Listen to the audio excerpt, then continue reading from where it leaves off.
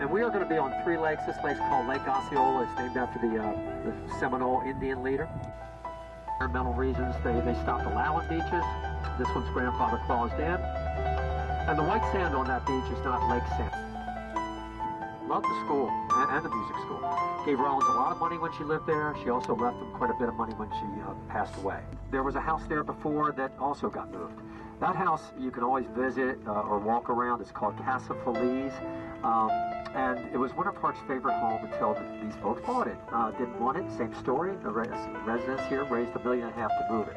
But also the park, we have that little 6-column concrete structure. In Latin, that's called exedra, which in Latin means 6-column concrete structure, basically. On the back of it, it says, Pause, friends, let beauty refresh the spirit. Loved the school and the music school. Gave Rollins a lot of money when she lived there. She also left them quite a bit of money when she passed away. What I was going to tell you is there hardly any gators left, as a matter of fact. 40 years ago, I'd see a gator a year. Now, back in the canal, I mentioned that Alabama Drive does a horseshoe. So this is the other part of Alabama. We wanted that house to depict one of the astronauts' homes in the movie. He and his film crew moved in there. They lived there for about 6 weeks. The movie came out, and there's about 30 seconds of airtime with the house in it. So more like a vacation for them over there. And a lake about 10 miles from here called Lake Jessup, they say has more gators per square foot than any place in the country. But in the last year or so, kind of started up again. We've had 4 or 5 homes here on the chain that have been torn down. The house in front of us with the tinted windows and statues, not really historic, but it does have some unique features. And one of the architectural features is probably not in Russia, but in the U.S. for sure. His name was Fred Rogers. He was better known as Mr. Rogers. So now you know what beautiful neighborhood is referring to all those years. Anthony Perkins. It's really hard for me to say that without pretending like I'm stabbing somebody. And if you haven't heard about it, it's the largest collection of Tiffany glass in the world. It's up on North Park Avenue. And it's been listed a number of times as one of the top 10 small. Found out quickly it's full of bugs. And that's where the expression, don't let the bed bugs bite, first started, believe it or not. And it was built by a gentleman who used to come to Winter Park from Portland, New York. He had a horse-drawn carriage company up there. And he would come down here to go to the sawmill, which used to be on Lake Virginia, the next lake we're going to.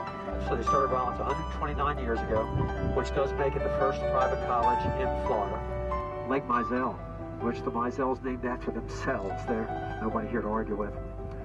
And the house right here on the left with the green awnings, that was built in the 1920s. Of course, another big heron right there. But it was built by the businessmen of Winter Park. It was the place they met, and kind of a men's club. For years, Genius Drive is what you thought of when you thought of this town. And the reason you did is it was always listed in travel magazines as one of the most beautiful places in the country. Really good athletic program at Rollins. The gym is a big building to our left. There's a road right to our right called Alabama Drive. Just went under Palmer Avenue. You get up here, we're in the north part of Winter Park, so just go north on Park, then you get Palmer, take Palmer down to Alabama. Now the beach area is not part of Rollins. Rollins does own everything around it. The beach is a city-owned park with a kind of my home away from home. About a 150-year-old pine tree. I told you this was a pine forest back in the 1870s. This is about the only one left from those logging years. And then on the left, about a 250-year-old live oak. Hibiscus right here. A little bit further down the canal, some plumbago, which is blue, and then knockout roses also. About a 150-year-old pine tree. I told you this was a pine forest back in the 1870s. This is about the only one left from those logging years. And then on the left, about a 250-year-old live oak.